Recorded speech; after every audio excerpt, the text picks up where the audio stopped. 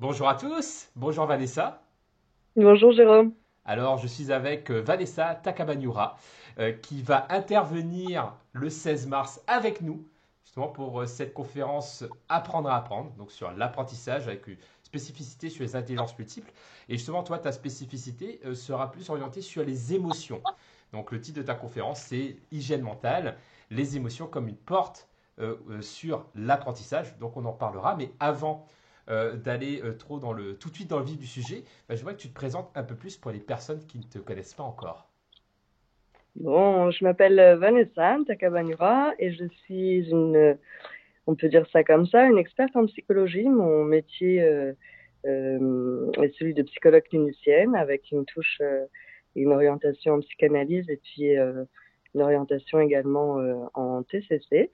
Avec bonheur, en fait, je relie un certain nombre de thérapies et les neurosciences sont aujourd'hui un apport extraordinaire pour comprendre le sens des émotions et comment les choses fonctionnent au sein de l'être humain. Et cette dimension mentale, elle est véritablement soutenue par une dimension physique. Et ce que j'ai vraiment envie de transmettre, c'est le lien entre le corps et l'esprit et comment cette alliance-là du corps et de l'esprit favorise l'apprentissage. Hmm. Parce que oui, on parlait justement sur le titre de ta conférence et c'est vrai que c'était venu naturellement, bah oui, les émotions, c'est une porte pour l'apprentissage. Alors en quoi les émotions permettent de mieux apprendre? En fait, il faut revenir déjà sur ce que c'est qu'une émotion. Au fond, une émotion, ça va être si on reprend la racine latine, hein, c'est emovere, c'est-à-dire c'est quelque chose qui est en mouvement vers l'extérieur. Et donc, cet espace en mouvement et vers l'extérieur va venir informer de quelque chose qui se joue à l'intérieur. Si on va dans le sens inverse, c'est qu'on regarde que lors des examens, on peut avoir des tracs, des oublis, des blancs, des choses qui nous échappent par rapport à des inquiétudes ou des notions notamment de stress, eh bien, on se rend compte que pour apprendre ou même restituer des connaissances, la question de l'équilibre et la question de la gestion, la question de l'accueil des émotions et d'en faire quelque chose est centrale, notamment au niveau de l'apprentissage. Si on regarde un comédien qui se définit sur sa capacité à faire une prestation scénique, auparavant, il aura appris un texte. Ce texte-là, pour être restitué et pour donner euh, un corps, une intensité à son interprétation, doit être reçu. Et cet équilibre entre ce qu'il sait, le texte, son corps, etc., c'est également relié par la notion d'émotion.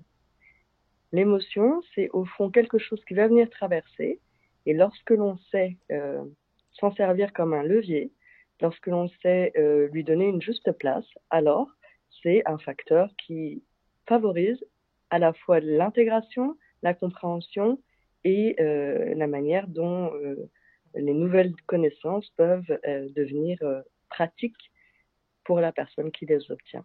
Hmm. Ouais, parce que du coup, c'est vrai que généralement, on se souvient beaucoup plus facilement d'un épisode qui a été marquant émotionnellement.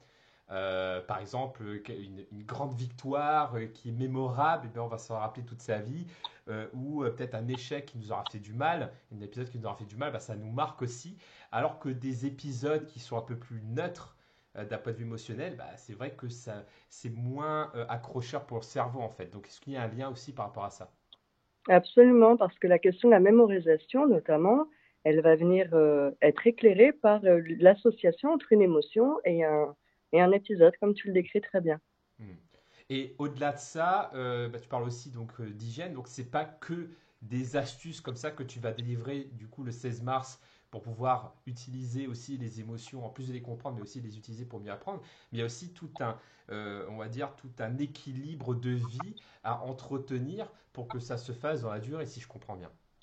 Absolument, parce que l'équilibre entre la manière dont on apprend ce qu'on apprend, comment on restitue ce qu'on apprend, c'est-à-dire la mémorisation et le temps de mémorisation, et du coup, quel usage on peut faire de ce qu'on en a appris, ça vient s'insérer dans une dynamique un peu plus globale que j'appellerais une hygiène globale. Mhm. Et il y a à la fois la dimension d'hygiène physique, qui vient soutenir la question de l'hygiène mentale.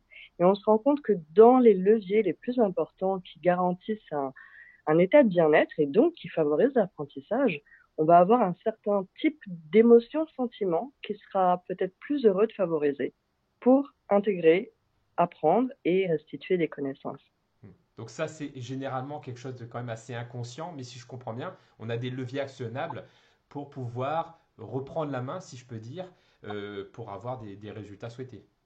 Absolument. Et le fait de les avoir un peu plus en conscience et de les travailler, ça va permettre d'augmenter ses connaissances, d'augmenter l'usage de ces connaissances-là et qui va favoriser l'intégration de ces connaissances.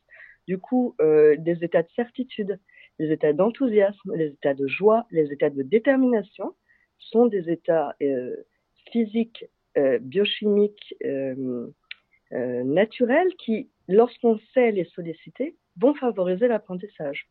De la même façon, à l'inverse, un état d'impuissance, un état de culpabilité, un état de tristesse ne vont pas permettre ce type d'apprentissage-là. Donc, aller repérer les émotions, aller comprendre comment ils interagissent avec la capacité d'apprentissage, alors là, on a des leviers extrêmement importants. Super. Bah, merci beaucoup Vanessa. Ouais, j'ai hâte d'en savoir un peu plus donc le 16 mars. Bah, si vous voulez en savoir plus, bah, n'hésitez pas à réserver votre place également. Donc bah, merci et à très bientôt. À très bientôt. Merci, Jérôme.